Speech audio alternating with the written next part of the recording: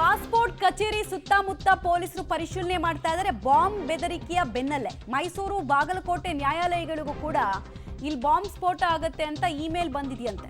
Bomb ನಿಷ್ಕ್ರಿಯ ದಳದಿಂದ court ಆವರಣದ ಪರಿಶೀಲನೆಗಳು ಕೂಡ ಆಗ್ತಾ ಇದೆ.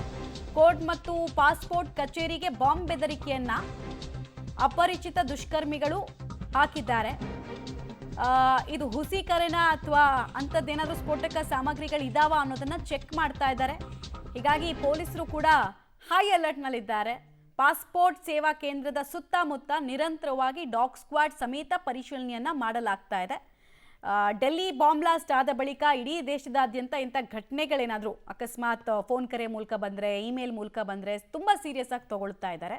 ಅದೇ ರೀತಿ ಇಲ್ಲೂ ಕೂಡ ಒಂದೇ ಕಾಲಕ್ಕೆ ಬೇರೆ ಬೇರೆ ಜಿಲ್ಲೆಗಳಿಗೂ ಕೂಡ ಇಂಥ ಬೆದರಿಕೆ ಕರೆಗಳು ಬಂದಿದೆ. ಡೀಟೇಲ್ಸ್ ಕೊಡ್ತಾರೆ ನಾಗೇಶ್.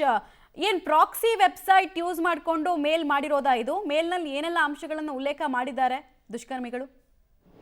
ಮಮತಾ, ಇವತ್ತು ಬೆಂಗಳೂರಿನ ಕೋರ್ಟ್ ಮತ್ತು ಪಾಸ್ಪೋರ್ಟ್ ಕಚೇರಿಗೆ ಬೆದರಿಕೆ ಇಮೇಲನ್ನು ಕಿಡಿಗೇಡಿಗಳು ಕಳಿಸಿರುವಂಥದ್ದು. ಸದ್ಯ ನಾನು ಕೋರಮಂಗಲದಲ್ಲಿರುವಂಥ ಪಾಸ್ಪೋರ್ಟ್ ಕೇಂದ್ರ ಕಚೇರಿ ಬಳಿ ಇದ್ದೇನೆ.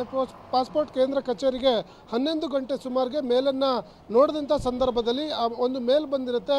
ಬಾಂಬ್ ಸ್ಫೋಟ ಮಾಡುವುದಾಗಿ ಒಂದು ಮೇಲನ್ನು ಕಳಿಸಿದ್ದಾರೆ ಅನ್ನುವಂಥ ಮಾಹಿತಿ ಪಾಸ್ಪೋರ್ಟ್ ಅಧಿಕಾರಿಗಳು ಕೋರಮಂಗಲ ಪೊಲೀಸರಿಗೆ ಮಾಹಿತಿನ ನೀಡಿದ ಕೂಡಲೇ ಕೋರಮಂಗಲ ಪೊಲೀಸರು ಪಾಸ್ಪೋರ್ಟ್ ಆಫೀಸ್ ಕಚೇರಿ ಸಂಪೂರ್ಣವಾಗಿ ಪರಿಶೀಲನೆ ಮಾಡುವಂಥ ಕೆಲಸವನ್ನು ಮಾಡಿರುವಂಥದ್ದು. ಈಗಾಗಲೇ ಡಾಗ್ ಸ್ಕ್ವಾಡ್ ಮತ್ತು ಬಾಂಬ್ ಸ್ಕ್ವಾಡ್ಗಳನ್ನು ಕರೆದುಕೊಂಡು ಬಂದಂಥ ಕೋರಮಂಗಲ ಪೊಲೀಸರು ಸಂಪೂರ್ಣ ಪಾಸ್ಪೋರ್ಟ್ ಆಫೀಸನ್ನು ಪರಿಶೀಲನೆ ಮಾಡಿ ನೋಡಿದಂಥ ಸಂದರ್ಭದಲ್ಲಿ ಯಾವುದೇ ರೀತಿಯ ಅನುಮಾನಾಸ್ಪದ ವಸ್ತುಗಳು ಪತ್ತೆ ಆಗಿಲ್ಲ ಅನ್ನುವಂಥದ್ದು ಈಗ ಮೇಲ್ನೋಟಕ್ಕೆ ಕಂಡು ಬಂದಿರುವಂಥದ್ದು. ಯಾಕಂದರೆ ಈ ಒಂದು ಬೆದರಿಕೆ ಕರೆ ಸರಣಿ ಕರೆಗಳಾಗಿರುವಂಥ ಕಾರಣಕ್ಕಾಗಿ ಇದೇ ರೀತಿಯಾಗಿ ಇವತ್ತು ಕೂಡ ಬೆದರಿಕೆ ಇಮೇಲ್ ಬಂದಿರಬಹುದು ಅನ್ನುವಂಥ ಶಂಕೆ ಆಧಾರದ ಮೇಲೆ ಪೊಲೀಸರು ಪರಿಶೀಲನೆ ಮಾಡಿ ನೋಡಿದಂಥ ಸಂದರ್ಭದಲ್ಲಿ ಇಲ್ಲಿ ಯಾವುದೇ ರೀತಿಯ ಸ್ಫೋಟಕವಾದ ವಸ್ತುಗಳಾಗಲಿ ಅನುಮಾನಾಸ್ಪದವಾಗುವಂಥ ವಸ್ತುಗಳು ಯಾವುದೂ ಕೂಡ ಪತ್ತೆ ಆಗಿಲ್ಲ ಅನ್ನುವಂಥ ಮಾಹಿತಿಗಳು ಕೂಡ ಇರುವಂಥದ್ದು. ಈಗಾಗಲೇ ನಾನು ಆ ಗೇಟನ್ನು ತೋರಿಸ್ತೇನೆ. ಇವತ್ತು ಅಲ್ಲಿ ಬೆದರಿಕೆ ಇಮೇಲ್ ಬಂದಿರುವಂಥ ಕಾರಣಕ್ಕಾಗಿ ಪಾಸ್ಪೋರ್ಟ್ ಮಾಡಿಸ್ಲಿಕ್ಕೆ ಬಂದಂಥ ಯಾರಿಗೂ ಕೂಡ ಒಳಗಡೆ ಹೋಗಲಿಕ್ಕೆ ಅವಕಾಶವನ್ನು ಕೊಟ್ಟಿಲ್ಲ.